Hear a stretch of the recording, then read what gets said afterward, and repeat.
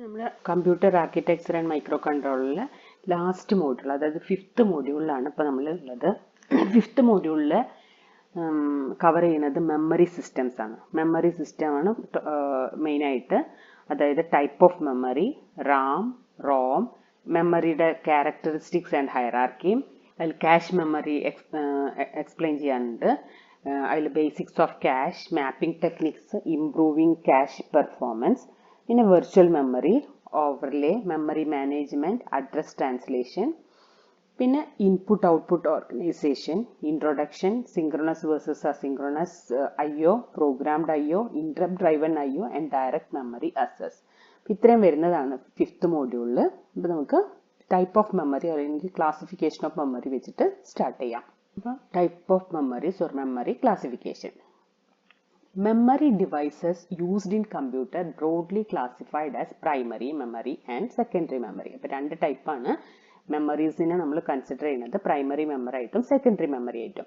Primary മെമ്മറിയിൽ വരുന്നതാണ് read only memory, അതായത് ROM or non volatile memory എന്ന് പറയാം. കാരണം അവർ പവർ സപ്ലൈ ഇല്ലെങ്കിലും, പവർ സപ്ലൈ പെട്ടെന്ന് ഓഫ് ആയാലും അതിൻ്റെ കണ്ടന്റ് എറേസ് ആയി പോവില്ല, കണ്ടന്റ് അവിടെ ഉണ്ടാവും. സോ അതിനെയാണ് നമ്മൾ നോൺ വോളറ്റൈൽ മെമ്മറി എന്ന് പറയുന്നത്.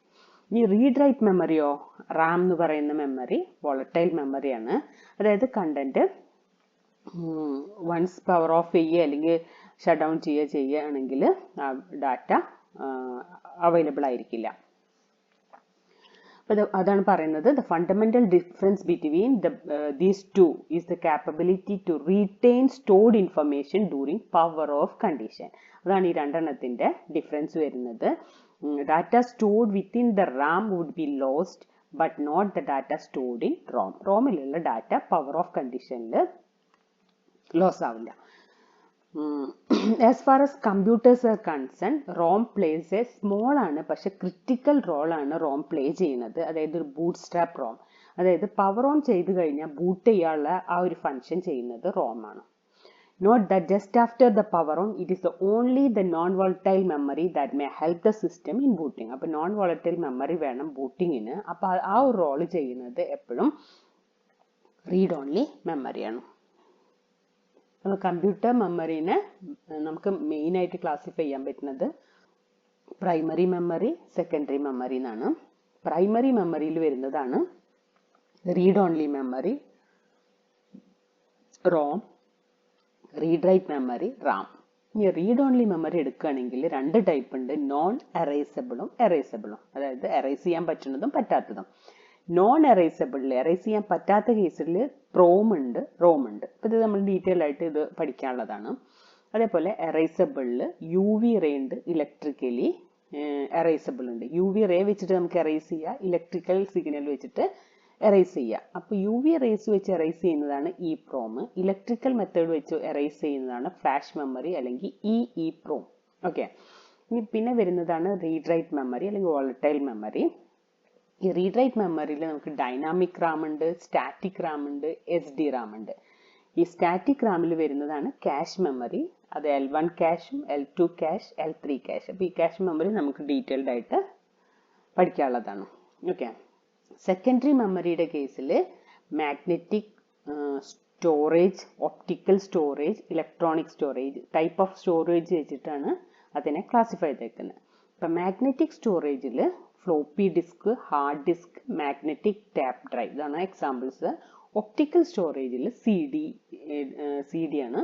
ഇലക്ട്രോണിക് സ്റ്റോറേജിൽ ഇപ്പോൾ പെൻ ഡ്രൈവ്. ഓക്കെ, അപ്പോൾ ഇതിൽ ഒരു ഇത് പറയാനുള്ളത് വെച്ചാൽ, ഇപ്പോൾ ലാസ്റ്റ് ഫസ്റ്റ് ക്വസ്റ്റ്യൻ പേപ്പർ ഇത് ഇറങ്ങിയപ്പോൾ ഫസ്റ്റ് വന്ന ക്വസ്റ്റ്യൻ പേപ്പറിൽ ചോദിച്ചിട്ടുള്ള ക്വസ്റ്റ്യൻസിൽ റീഡ് ഓൺലി മെമ്മറിയും റീഡ് റൈറ്റ് മെമ്മറി ചോദിച്ചിട്ടുണ്ട്, ക്യാഷ് മെമ്മറി ചോദിച്ചിട്ടുണ്ട്. ചോദിച്ചിട്ടുള്ളത് ഈ ഡൈനാമിക് റാമും സ്റ്റാറ്റിക് റാമും ചോദിച്ചു കണ്ട്. ആ ഫസ്റ്റ് ക്വസ്റ്റ്യൻ പേപ്പറിൽ തന്നെ ഇത്രയും ചോദ്യം നമ്മൾ കവർ ചെയ്തിട്ടുണ്ട്. ഓക്കെ, ഇനി why some other non volatile memory like hard disk cannot be replace boot strap ROM. അതായത് നോൺ വോളറ്റൈൽ മെമ്മറിയാണ് ഇത്. ഡിസ്ക് നമ്മൾ പ്രൈമറി സെക്കൻഡറി പറയുമ്പോൾ റോം നോൺ വോളറ്റൈലും റാം വോളറ്റൈലാന്നും പറഞ്ഞു. പക്ഷെ നമ്മൾ ഹാർഡ് ഡിസ്ക് അങ്ങനത്തെ കേസുകളും നോൺ വോളറ്റൈൽ തന്നെയാവും. സ്റ്റോർ ചെയ്ത് കഴിഞ്ഞിട്ടുണ്ടെങ്കിൽ നമുക്കത് അവിടെ അവൈലബിൾ ആണ്. പവർ പോയി കഴിഞ്ഞാൽ നമുക്കറിയാം പെൻ ഡ്രൈവിൽ അല്ലെങ്കിൽ ഹാർഡ് ഡിസ്കിലൊക്കെ എന്ന് പറഞ്ഞു കഴിഞ്ഞിട്ടുണ്ടെങ്കിൽ ആ ഒരു കണ്ടന്റ് അവിടെ ഉണ്ടാവും. പക്ഷെ അത് നമ്മൾ റീപ്ലേസ് ചെയ്യാൻ പറ്റുന്നില്ല, ബൂട്ട് സ്ട്രാപ്പ് റോമിന് റീപ്ലേസ് ചെയ്യുന്നില്ല. അതെന്താ കാരണം? അതായത് ഒരു no processor can directly execute any program stored in any type of ഡിസ്കിലുള്ള കണ്ടന്റിന് ഡയറക്ട്ലി എക്സിക്യൂട്ട് ചെയ്യാൻ പറ്റില്ല. ഫസ്റ്റ് ആ കണ്ടന്റിന് എന്ത് ചെയ്യണം വെച്ചാൽ നമുക്ക് റാമിൽ ലോഡ് ചെയ്യണം. In other words, a processor can execute a program if it is residing in either RAM അല്ലെങ്കിൽ റോമിലുള്ളതിനെയാണ് നമുക്ക് എന്ത് ചെയ്യാൻ പറ്റുള്ളൂ, ഒരു പ്രൊസസറിന് എക്സിക്യൂട്ട് ചെയ്യാൻ പറ്റുള്ളൂ. Therefore, just after the power on, the bootstrap ROM എന്താ ചെയ്യുന്നത്, അതിന് പവറിന്റെ ആവശ്യമില്ല, ഓൺ ആക്കിയ ഉടൻ അതിൽ കണ്ടന്റ് അവിടെ ഉണ്ടാവും.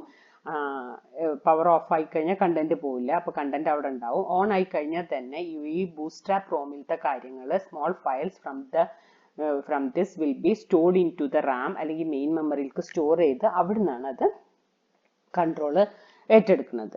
Therefore, the control takes care of remaining operation and then the duty of bootstrap ROM is complete. ആ ഒരു കോപ്പിങ് കഴിഞ്ഞാൽ ബൂട്ട്സ്ട്രാപ്പ് റോമിന് ഡ്യൂട്ടി കഴിഞ്ഞാൽ, അതാണ് റോമിന്റെ ഡ്യൂട്ടി സ്മോൾ ആണ് പക്ഷെ ക്രിറ്റിക്കൽ ആണെന്ന് പറയാൻ കാരണം. അപ്പോൾ നമുക്കിനി ഓരോ മെമ്മറി സ്റ്റാർട്ട് ചെയ്യുക. റീഡ് ഓൺലി മെമ്മറിയാണ്, നോൺ വോൾട്ടൈൽ ടൈപ്പ് ആണ്. ഈ നോൺ വോൾട്ടൈൽ ടൈപ്പിൽ ക്യാരക്ടറൈസ് ചെയ്യുന്നത് അത് എങ്ങനെ ഇംപ്ലിമെന്റ് ചെയ്യും, അതായത് ഒന്നാമത്തെ ക്യാരക്ടേഴ്സ് അത് എറൈസ് ചെയ്യാൻ പറ്റോ ഇല്ലേ, എറൈസ് ചെയ്യുകയാണെങ്കിൽ അത് ഏത് ടൈപ്പിലാണ് എറൈസ് ചെയ്യുന്നത്, അതിനൊക്കെ ഡിപ്പെൻഡ് ചെയ്തിട്ടാണ് ഈ ഒരു റീഡ് ഓൺലി മെമ്മറിനെ ക്യാരക്ടറൈസ് ചെയ്യുന്നത്.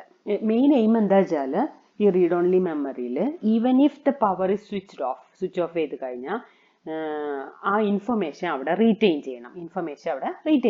അപ്പൊ അതിന് വേണ്ടിയിട്ട് തന്നെ ഒരു സ്പെഷ്യൽ പ്രോഗ്രാമിംഗ് പ്രൊസീജിയർ വേണം ഇതിനെ പ്രോഗ്രാം ചെയ്യാൻ. കാരണം ആ ഒരു റീറ്റെയിൻ ചെയ്യുന്നുണ്ട് പോലെ അതിനെ വൈപ്പ് ചെയ്യാൻ അല്ലെങ്കിൽ എറൈസ് ചെയ്യാനും ഒരു സ്പെഷ്യൽ ടെക്നിക്ക് പ്രൊസീജിയർ വേണം. അപ്പൊ അതാണ് റീഡ് ഓൺലി മെമ്മറിയുടെ പ്രത്യേകത. കോമൺ ടൈപ്പായിട്ട് യൂസ് ചെയ്യുന്നത് ROM, PROM, EEPROM, EEPROM and flash. ROM is the type where erasing is not possible at all. അപ്പോൾ ആദ്യത്തെ ടൈപ്പാണ് റീഡ് ഓൺലി മെമ്മറി റോം. ഈ റോമിന്റെ കേസിൽ എറൈസ് ചെയ്യാൻ പറ്റില്ല. അതായത് ഈ ഒരു റോമിന്റെ IC ഫാക്ടറിയിൽ ഫാബ്രിക്കേറ്റ് ചെയ്യുമ്പോൾ തന്നെ അത് പ്രോഗ്രാംഡ് ആണ്. അതായത് സിലിക്കൺ വെഫർ വെച്ചിട്ട് ചെയ്യുന്ന ആ ടൈമിൽ തന്നെ അതിന്റെ ബേസിക് സ്ട്രക്ചറും എല്ലാം ചെയ്യാം. അതായത് എപ്പോഴും നമുക്ക് ഒരിക്കലും ചേഞ്ച് ചെയ്യാത്ത ഒരേ സെയിം പ്രോഗ്രാം തന്നെ റൺ ചെയ്യേണ്ട കാര്യങ്ങളിൽ, ഇപ്പോൾ ഒരു എക്സാമ്പിൾ പറയുകയാണെങ്കിൽ ഒരു വാഷിംഗ് മെഷീനിൽ ഒരു ചിപ്പിൽ ആ സെയിം പ്രോഗ്രാം തന്നെ റൺ ചെയ്താൽ മതി. അപ്പം അങ്ങനത്തെ കേസിൽ ഒരു സ്പെഷ്യൽ ആപ്ലിക്കേഷൻ ബേസ്ഡ് ഉള്ള ഇതിൽ അങ്ങനത്തെ പ്രോഗ്രാമുകളിലൊക്കെ നമുക്ക് ആ ഫാബ്രിക്കേറ്റ് ചെയ്യുന്ന ടൈമിൽ തന്നെ എന്ത് ചെയ്യാം, അതിന്റെ പ്രോഗ്രാം അവിടെ ഫിക്സ് ചെയ്യാം. ഫാബ്രിക്കേറ്റ് ചെയ്യുന്ന ടൈമിൽ തന്നെ റെഡിയാക്കാം. 1-0 മെത്തേഡാണല്ലോ, അപ്പോൾ ആ 1-0 ഫോം അവിടെ സെറ്റ് ചെയ്യാം. അപ്പോൾ അങ്ങനത്തെ കേസാണ്. പക്ഷെ അത് വെരി ചീപ്പാണ്. However once they fabricated no change is possible. അപ്പോൾ സാധാരണ ബൾക്കായിട്ട് കുറേ സംഭവത്തിന് സെയിം പ്രോഗ്രാം വേണം. അങ്ങനത്തെ കേസിലാണ് ഈ റോമിന്റെ കേസിലേക്ക് പോകുന്നത്. ഫാബ്രിക്കേറ്റ് ചെയ്യാൻ വേണ്ടി എക്സ്ട്രാ ടൈം ആവശ്യമുണ്ട്. കാരണം ആ ഒരു പ്രോഗ്രാമിങ് ചെയ്ത് തീർക്കണം, എന്നിട്ട് വേണം അത് ഓരോ സെറ്റ് ചെയ്താൽ പിന്നെ ബൾക്കായിട്ട് അത് പ്രൊഡ്യൂസ് ചെയ്യാൻ പറ്റും. they are ideal for finished and well tested product ready for mass production. അപ്പോൾ മാസ് ആയിട്ട് പ്രൊഡക്റ്റ് ചെയ്യുന്ന കേസിലാണ് റോം എടുക്കുന്നത്. മൺസ് അത് ചെയ്ത് കഴിഞ്ഞാൽ finished and well tested product ആയിരിക്കും. അടുത്തത് പ്രോം ആണ്, പ്രോഗ്രാമബിൾ റീഡ് ഓൺലി മെമ്മറി. ഇവിടെ നമുക്ക് ഫാബ്രിക്കേറ്റ് ചെയ്തതിന് ശേഷം വൺ ടൈം പ്രോഗ്രാമിംഗ് ആണ്. ഫസ്റ്റ് നമുക്കൊന്ന് പ്രോഗ്രാം ചെയ്യാൻ പറ്റും. After which device holds the data for ever. ആ ഡാറ്റ ഒരിക്കൽ പ്രോഗ്രാം ചെയ്ത ആ ഡാറ്റ അവിടെ നിൽക്കും without giving any chance to erase it. However they offer more flexibility than mask programmable factory prepared ROM and hence more expensive than ROM. അപ്പോൾ ഇത് നമ്മൾ നേരത്തെ പറഞ്ഞ റോം എന്ന് പറയുന്നത് മാസ് പ്രോഗ്രാമബിൾ ഫാക്ടറി വഴിയാണ് അതിന്റെ പ്രോഗ്രാമിംഗ് കാര്യങ്ങൾ. ഇവിടെ അപ്പൊ അതിനെ കമ്പയർ ചെയ്യുമ്പോഴത്തേക്കും ഈ പ്രോം എന്ന് പറയുന്നത് എക്സ്പെൻസീവ് ആണ്. അടുത്തത് EEPROM. EEPROMിന്റെ കേസിൽ എറൈസബിൾ ആണ് ഇനി വരാൻ പോകുന്ന പ്രോംസ് ഒക്കെ. എറൈസബിൾ പ്രോഗ്രാമബിൾ റീഡ് ഓൺലി മെമ്മറി ആണ്. ഇവിടെ നമുക്ക് എറൈസ് ചെയ്യാൻ പറ്റും, as well as reprogram facility ഉണ്ട്. more expensive than PROM. അതായത് എറേസ് ചെയ്യണമെങ്കിൽ UV റേഡിയേഷൻ യൂസ് ചെയ്തിട്ടാണ് എറേസ് ചെയ്യുന്നത്. അതിന് 15 മിനിറ്റ്സ് ടൈം എടുക്കുകയും ചെയ്യും. അപ്പം ഇങ്ങനെ എറേസ് ചെയ്യാൻ വേണ്ടിയിട്ടുള്ളത് കൊണ്ട് തന്നെ ഈ UV റേസ് അപ്ലൈ ചെയ്യാൻ വേണ്ടിയിട്ട് a small transparent quartz window is provided at the top of its package. IC മുകളിൽ തന്നെ ഒരു സ്മോൾ ട്രാൻസ്പ്ലാന്റ് കോർട്ടസ് വിൻഡോ ഉണ്ട്. അപ്പോൾ നമുക്ക് IC കണ്ടാൽ തന്നെ തിരിച്ചറിയാം. by which EEPROM may be easily distinguished from other ICs. അതിൽ കൂടിയാണ് ഈ UV റേഡിയേഷൻസ് പാസ് ചെയ്തിട്ട് എറേസ് ചെയ്യാൻ യൂസ് ചെയ്യുന്നത്. അടുത്തത് EEPROM, electrically erasable programmable read only memory, also designated as E2PROM അല്ലെങ്കിൽ EEPROM എന്ന് പറയും. Does not require UV exposure വേണ്ട. അവിടെ നമ്മൾ യൂസ് ചെയ്യുന്നത് ഇലക്ട്രിക്കൽ മെത്തേഡാണ്. ഇതിൻ്റെ മെയിൻ അഡ്വാൻറ്റേജ് വെച്ചാൽ 15 മിനിറ്റ്സോളം വേണം നമുക്ക് EEPROMിൻ്റെ കേസിൽ. ഇവിടെ നമുക്ക് മില്ലി സെക്കൻഡ് ടൈം മതി എറേസ് ചെയ്യാൻ. That is much less than EEPROM. അതുകൊണ്ട് തന്നെ നമുക്ക് സോഫ്റ്റ്വെയർ ഡെവലപ്മെൻറ്റിൻ്റെ കേസിൽ കുറേ പ്രാവശ്യം എന്ത് ചെയ്യണം, അത് ടെസ്റ്റ് ചെയ്യാൻ ഒക്കെ ചെയ്യേണ്ട കേസിൽ ഈ ഒരു ടൈപ്പ് EEPROM ആണ് യൂസ് ചെയ്യുക. കാരണം കുറച്ച് സമയം മതി അതിനെ എറേസ് ചെയ്യാനും programme ചെയ്യാനെല്ലാം. As both programming and erasable are possible electrically by generally using 5V DC. 5V DC വെച്ചിട്ട് അത് എറേസ് ചെയ്യാനും പ്രോഗ്രാം ചെയ്യാനും പറ്റുന്നുണ്ട്. They are sometimes referred to as special variety of read-write memory എന്ന് പറയും. റീഡ്-റൈറ്റ് മെമ്മറി അല്ലെങ്കിലും ഒരു read-right മെമ്മറിയുടെ ഒരു സ്പെഷ്യൽ വെറൈറ്റി എന്ന് നമുക്ക് കൺസിഡർ ചെയ്യാൻ പറ്റും. ഇനി ഫ്ലാഷ് മെമ്മറിയാണ്. ഫ്ലാഷ് മെമ്മറിയുടെ ടെക്നിക്കും ഇലക്ട്രിക്കലി എറേസബിൾ ഒക്കെ തന്നെയാണ്. Is very much similar to EEPROM ആണ്, വിത്ത് സം മാർജിനൽ ഡിഫറൻസ് ഉണ്ട്. എന്താണ് ആ മാർജിനൽ ഡിഫറൻസ് അല്ലെങ്കിൽ ആ ഒരു മെയിൻ ഡിഫറൻസ് എന്ന് പറയുന്നത്, EEPROM ബൈറ്റ് വൈസ് എറേസബിൾ ആണ്. അതായത് ഓരോ ബൈറ്റ് വൈസ് ആണ് അതിൽ എറേസ് ചെയ്യാൻ പറ്റുള്ളൂ. പക്ഷെ ഫ്ലാഷിന്റെ കേസിൽ ബ്ലോക്ക് വൈസ് ആണ്. ആ ഒരു മെയിൻ ഡിഫറൻസ് കഴിച്ചാൽ ബാക്കി എല്ലാം ഓൾമോസ്റ്റ് ഐഡന്റിക്കൽ വേ ആണ് വരുന്നത്. നെക്സ്റ്റ് മെമ്മറി വരുന്നത് റീഡ് റൈറ്റ് മെമ്മറിയാണ്. റീഡ് റൈറ്റ് മെമ്മറി നമ്മൾ ഇതുവരെ എക്സ്പ്ലെയിൻ ചെയ്ത നോൺ വോൾട്ടൈൽ മെമ്മറിയാണ്. പക്ഷെ അതിൽ അതായത് പവർ സ്വിച്ച് ഓഫ് ചെയ്ത് കഴിഞ്ഞിട്ടുണ്ടെങ്കിൽ ഡാറ്റ റീറ്റെയിൻ ചെയ്യണം. പക്ഷേ ഈ റീഡ് റൈറ്റ് മെമ്മറിയുടെ കേസിൽ ഡാറ്റ റീറ്റെയിൻ ചെയ്യില്ല. പവർ സ്വിച്ച് ഓഫ് ആകുമ്പോഴത്തേക്കും they are unable to retain the information. അത് 3 ടൈപ്പാണ് വരുന്നത്. റീഡ് റൈറ്റ് മെമ്മറി 3 ടൈപ്പ് ആയിട്ടാണ് എക്സ്പ്ലെയിൻ ചെയ്യാൻ പോകുന്നത്. അതിൽ ഒന്നാമത്തേതാണ് DRAM അല്ലെങ്കിൽ ഡൈനാമിക് റാം. ഇതാണ് മെയിനായിട്ട് അല്ലെങ്കിൽ കൂടുതലായിട്ട് അഡോപ്റ്റ് ചെയ്യുന്നത്. ഇതിൽ ഈ ഒരു DRAMന്റെ കേസിൽ അല്ലെങ്കിൽ ഡൈനാമിക് റാമിന്റെ കേസിൽ ഒരു ബിറ്റ് സ്റ്റോർ ചെയ്യാൻ ഒരു ട്രാൻസിസ്റ്റർ അല്ലെങ്കിൽ ഒരു FET അതിൻ്റെ കൂടെ ഒരു സ്മോൾ കപ്പാസിറ്റർ ആണ്.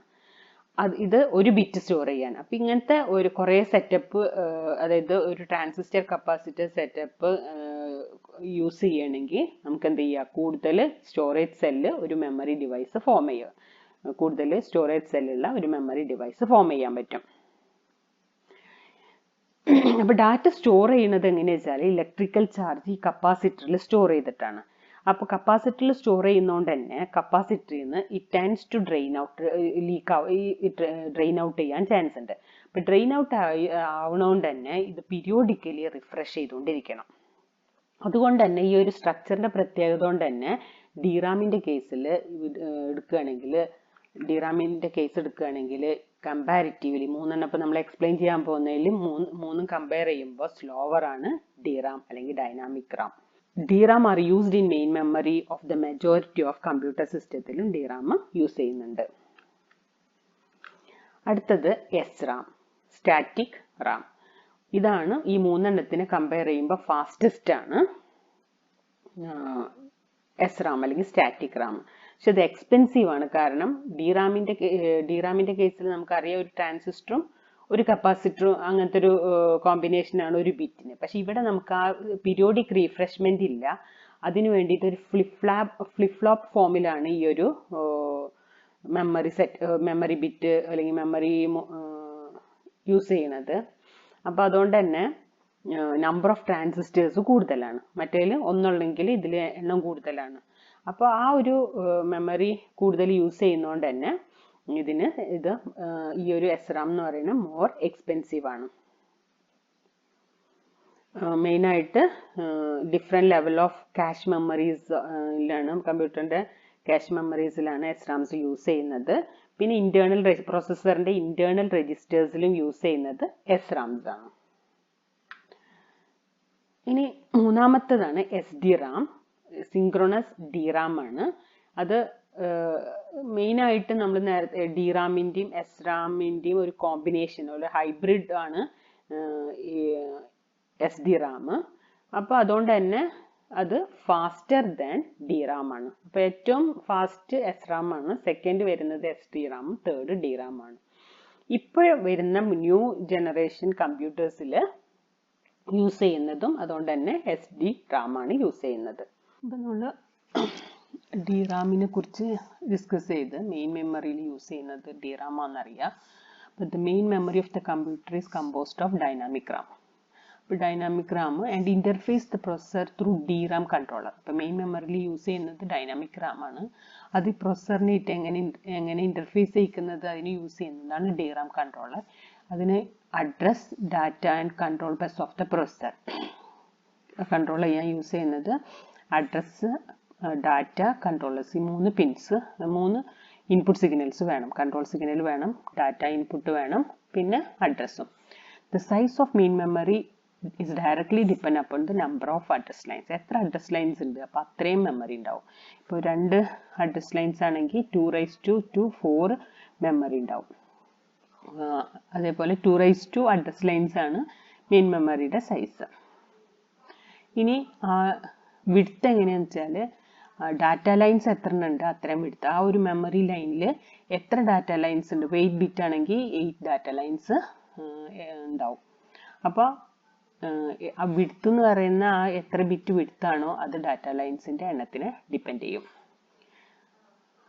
നമുക്ക് ഫിഗർ നോക്കിക്കഴിഞ്ഞാൽ കോമൺലി ഉള്ള, അതായത് പ്രൊസസറിൻ്റെ പേര്, ഏത് ഇയറിലാണ് അത് ഡെവലപ്പ് ചെയ്തേക്കുന്നത്, അതിൻ്റെ അഡ്രസ് ലൈൻസ്, അപ്പോൾ അതേപോലെ ഡാറ്റ ലൈൻസ്. അപ്പോൾ ഈ ഡാറ്റ ലൈൻസ് അതിൻ്റെ വിഡ്ത്തിനെ റെപ്രസെൻറ്റ് ചെയ്യുകയും ചെയ്യും, സൈസിനെ അഡ്രസ് ലൈൻസും റിപ്രസെൻറ്റ് ചെയ്യും. അപ്പോൾ ഇവിടെ നോക്കിയാൽ അറിയാം 36 ആണെങ്കിൽ 2⁻36, അതായത് 64 GB ആണ് അതിൻ്റെ മെമ്മറി സൈസ്. അതേപോലെ എല്ലാ അതിൻ്റെയും കറസ്പോണ്ടിങ് ആണ് കാണിച്ചേക്കുന്നത്.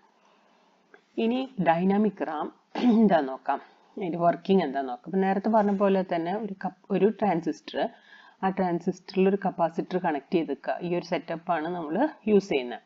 അപ്പോൾ the internal structure of one cell of DRAM ഈ സ്കീമാറ്റിക്കലി റിപ്രസെൻറ്റഡ്. അതായത് ഒറ്റ ബിറ്റിനെ സ്റ്റോർ ചെയ്യാനുള്ള കാര്യമാണ് ഈ കാണിച്ചിരിക്കുന്നത്. To store a bit of data, one set storage cell is necessary in DRAM. The tiny capacitor store the bit information in the form of electrical charge. അപ്പോൾ ഈ ഒരു കപ്പാസിറ്റർ ആണ് ആ ഒരു ബിറ്റ് ഓഫ് ഡാറ്റേനെ സ്റ്റോർ ചെയ്യുന്നത്. ഒരു analog മെത്തേഡാണിത്. If the bit is correctly addressed then the address input would be high so that the transistor is active and may pass the current through it. അപ്പോൾ ഈ ബിറ്റാണ് നമുക്ക് ഈ ഒരു പൊസിഷനിലുള്ള ബിറ്റാണ് സ്റ്റോർ ചെയ്യേണ്ടതെങ്കിൽ അതിൻ്റെ corresponding address high ആക്കുക. ഈ address high ആക്കി transistor, ഏത് ട്രാൻസിസ്റ്ററിൻ്റെ അഡ്രസ്സാണോ ഹൈ ആയി വരുന്നത് അപ്പോൾ കറക്റ്റ് അഡ്രസ്സ് കൊടുത്താൽ ആ ട്രാൻസിസ്റ്ററിൻ്റെ ഇൻപുട്ട് ഹൈ ആവും, ഈ ട്രാൻസിസ്റ്റർ ആക്റ്റീവ് ആവും, കറണ്ട് ഇതിൽ കൂടെ പാസ് ചെയ്യും. The physical condition of the data in the form of voltage would allow the capacitor to be charged or discharged. അപ്പോൾ ഇവിടുത്തെ ഫിസിക്കൽ കണ്ടീഷൻ, ഇവിടുത്തെ ഡാറ്റയുടെ 0-1 അനുസരിച്ചിട്ട് ഈ ഒരു കപ്പാസിറ്റർ ചാർജ് ചെയ്യുമോ അല്ലെങ്കിൽ ഡിസ്ചാർജ് ചെയ്യും. ഇങ്ങനെയാണ് റൈറ്റ് ഓപ്പറേഷൻ നടക്കുന്നത്. 1 ആണെങ്കിൽ ഇവിടുന്ന് ചാർജ് ചെയ്യും, 0 ആണെങ്കിൽ ഡിസ്ചാർജ് ചെയ്യും. അപ്പോൾ അതനുസരിച്ചിട്ടാണ് ഇവിടുത്തെ ഡാറ്റ റൈറ്റ് ചെയ്യുന്നത്. ഇനി റീഡ് ചെയ്യണമെങ്കിലും ഈ ഒരു അഡ്രസ് ലൈൻസിൽ കറക്റ്റ് ഇതിനെ സെലക്ട് ചെയ്യണം. എന്നിട്ട് ഇവിടുത്തെ ഡാറ്റ ഈ ഒരു ഡാറ്റ പിന്നിൽ കൂടെയാണ് റീഡ് ചെയ്യുക, ഈ ഡാറ്റ ലൈനിൽ കൂടെ തന്നെയാണ് റീഡ് ചെയ്യുക. ആ റീഡ് ചെയ്ത ഡാറ്റ ഒരു കമ്പാരിറ്റർ, ഒരു എക്സ്റ്റേണൽ അനലോഗ് കമ്പാരിറ്ററിൽ കൂടെ പാസ് ചെയ്തിട്ട് അത് ലോജിക് 1 ആണോ 0 ആണോ എന്ന് ഡിറ്റർമിൻ ചെയ്യും. പക്ഷെ ഇനി ഇതിൻ്റെ നേരത്തെ പറഞ്ഞ പോലെ തന്നെ ഈ ഒരു capacitor has a tendency to gradually discharge. ഇപ്പോൾ നമ്മൾ ചാർജ് ചെയ്താലും അത് ഗ്രാജുവലി ഡിസ്ചാർജ് ചെയ്യാനുള്ള ചാൻസ് ഉണ്ട്. So some method must be implemented so that original condition of capacitor retain ചെയ്യണം. അപ്പോൾ ഒറിജിനൽ ആ വാല്യൂ റീറ്റെയിൻ ചെയ്യണമെങ്കിൽ അതിനെ ഒരു റിഫ്രഷ് ചെയ്യാൻ വേണ്ടിയിട്ടുള്ള ഒരു മെത്തേഡും കൂടി ആഡ് ചെയ്യണം. ആ refreshing DRAM cell is carry refresh ചെയ്യുന്ന DRAM സെല്ലിനെ റിഫ്രഷ് ചെയ്യുന്നതിനാണ് ചെയ്യാൻ വേണ്ടി യൂസ് ചെയ്യുന്നതാണ് DRAM controller. At the time of reading, the capacitor is freshly charged or discharged so that it retain its original value. അപ്പോൾ ഇടയ്ക്കിടയ്ക്ക് ഇത് റീഡ് ചെയ്യുമ്പോഴത്തേക്കും ഇതിനെ ഫ്രഷ് ആയിട്ട് ഡിസ്ചാർജ് ചെയ്യുക അല്ലെങ്കിൽ ചാർജ് ചെയ്യുകയോ ചെയ്യും. അപ്പോൾ ഒറിജിനൽ വാല്യൂ തന്നെ ഇവിടെ റീറ്റെയിൻ ചെയ്യും. ഇനി റിഫ്രഷ് ചെയ്യണം എങ്ങനെയാണെന്ന് വെച്ചാൽ in any DRAM control device we come across two signals. അതായത് ഈ അഡ്രസ് ലൈൻസും ഡാറ്റ ലൈൻസും കൂടാതെ RIS ലൈൻസും CS ലൈൻസ് ഉണ്ടാവും. RIS ലൈൻസ് എന്ന് പറഞ്ഞാൽ റോ അഡ്രസ് സ്ട്രോബും CS എന്ന് പറഞ്ഞാൽ കോളം അഡ്രസ് സ്ട്രോബും. In an array of DRAM cell, this signal along with the address signal helps to refresh the memory bit by reading data. അപ്പോൾ ഒരു particular raw അഡ്രസ്സും column അഡ്രസ്സും കൊടുത്ത് അതിൻ്റെ കൂടെ ഈ അഡ്രസ് സിഗ്നൽസും കൊടുത്തു കഴിഞ്ഞാൽ ആ കപ്പാസിറ്ററിൻ്റെ വാല്യൂ റീഡ് ചെയ്യാൻ പറ്റും. അങ്ങനെയാണ് ആ ഒരു മെമ്മറി റിഫ്രഷ്മെൻറ്റ് നടത്തുന്നത്. Next secondary memories. Secondary memories may be referred to as the type of storage area which is non volatile ആണ്. ഇപ്പോൾ ഇത് റോമിൻ്റെ പോലെ നോൺ വോളട്ടൈൽ ആണ്, പവർ ഓഫ് ചെയ്ത് കഴിഞ്ഞാൽ പോവില്ല. Which stores information in the form of data or program. സ്റ്റോറേജിന് വേണ്ടി യൂസ് ചെയ്യുന്നതാണ്. നമ്മളെന്തായാലും ഈ സെക്കൻഡറി മെമ്മറിയിൽ സ്റ്റോർ ചെയ്ത program must be loaded into the primary of a computer before execute. ഒരു പ്രോഗ്രാം നമ്മൾ സ്റ്റോർ ചെയ്തിട്ടുണ്ടെങ്കിൽ സെക്കൻഡറി മെമ്മറിയിൽ സ്റ്റോർ ചെയ്തിട്ടുണ്ടെങ്കിൽ അത് ഫസ്റ്റ് പ്രൈമറി മെമ്മറിയിൽ അതായത് റോമിലോ റാമിലോ ആയിട്ട് ലോഡ് ചെയ്തതിൻ്റെ ശേഷം നമുക്ക് കമ്പ്യൂട്ടറിൽ വഴി എക്സിക്യൂട്ട് ചെയ്യാൻ പറ്റുള്ളൂ. അപ്പോൾ മാഗ്നറ്റിക് ടൈപ്പ് ഉണ്ട്, ഒപ്റ്റിക്കൽ മെത്തേഡ് ടൈപ്പ് ഉണ്ട്.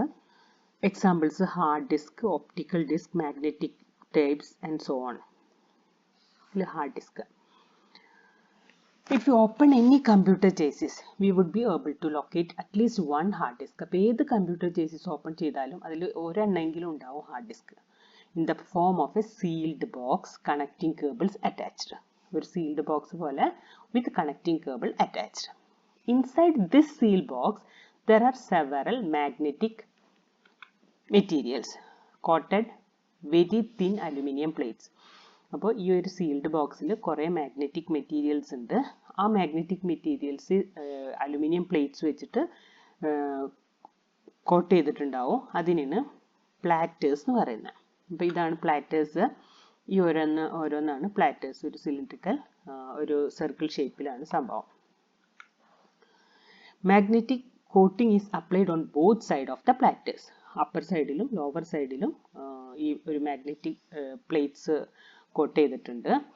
For the read and write operation each platters has it's on read write head for both of it side.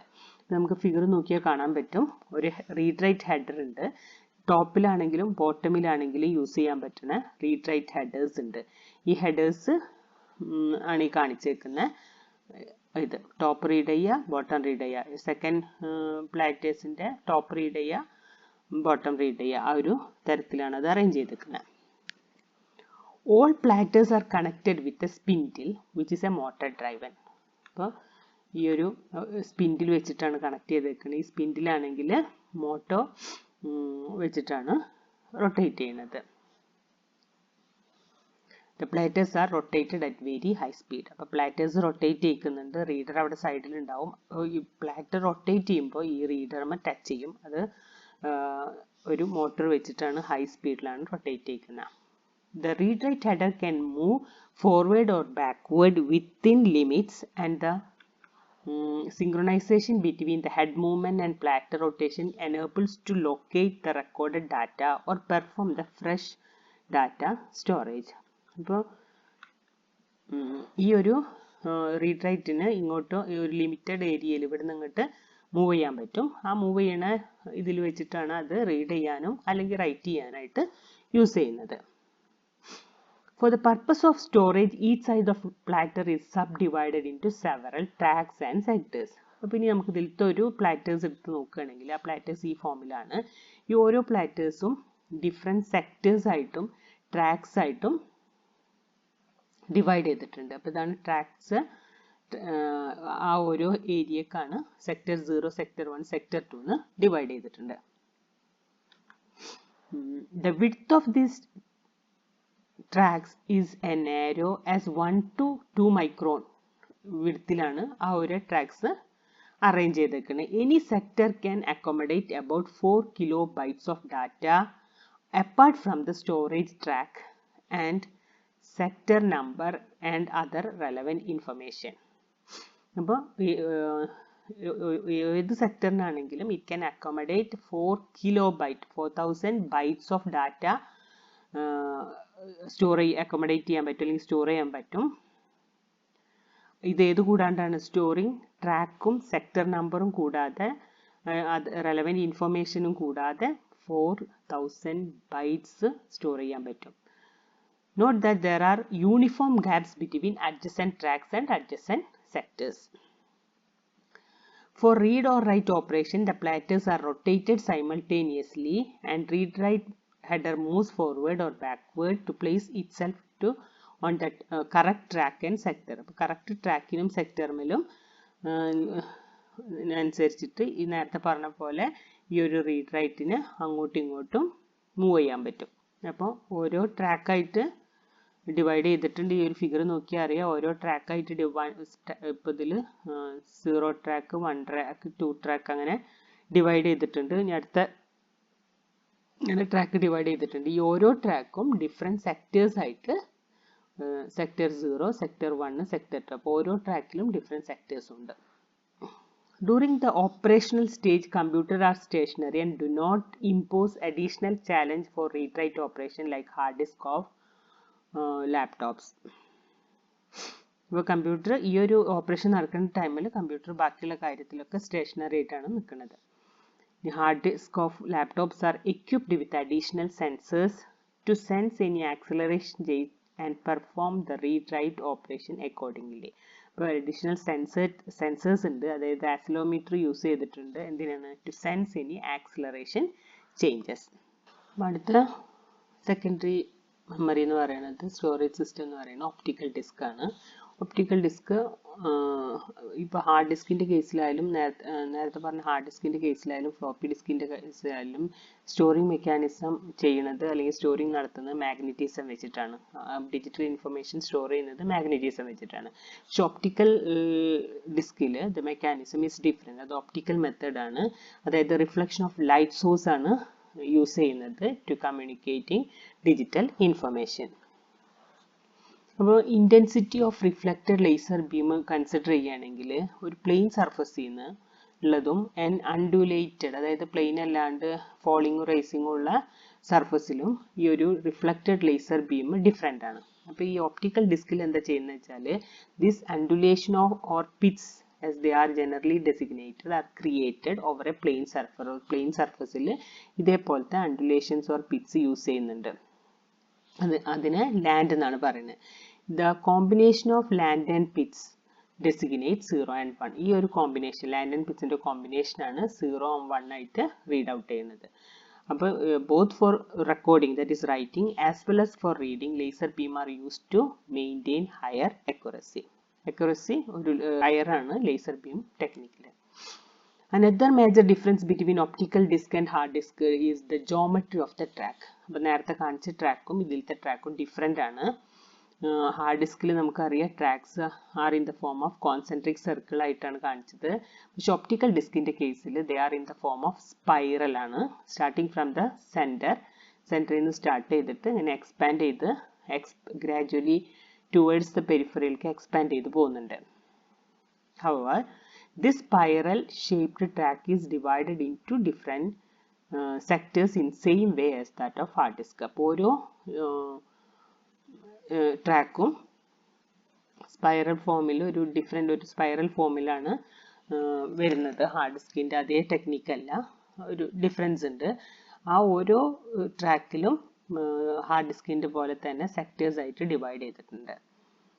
The length of sectors are യൂണിഫോമിലിയാണ് ഡിവൈഡ് ചെയ്തിട്ടുള്ളത്. Thus the speed of rotation is reduced during reading data far away from center. അപ്പോൾ സെൻറ്ററിൽ നിന്ന് ഇങ്ങോട്ട് ദൂരേക്ക് പോകുമ്പോഴേക്കും speed of rotation കൂടുതൽ read ചെയ്യാനുള്ളതുകൊണ്ട് തന്നെ സ്പീഡ് ഓഫ് റൊട്ടേഷൻ റെഡ്യൂസ് ചെയ്യുന്നുണ്ട്. അപ്പോൾ ലാസ്റ്റ് ടൈപ്പ് മാഗ്നറ്റിക് ടേപ്പ് ആണ്. Magnetic tape are the most cost effective form of data storage ആണ്. Widely used in mass storage system. Large കമ്പ്യൂട്ടറിൽ മാസ് സ്റ്റോറേജിനാണ് വേണ്ടിയിട്ടാണ് മാഗ്നറ്റിക് ടേപ്സ് യൂസ് ചെയ്യുന്നത്. The quantity of data may be saved depend upon the size of the spool. Either single or multiple read-write heads are used for data communication. Single use ചെയ്യുന്നുണ്ടോ multiple use ചെയ്യുന്നതുണ്ട്.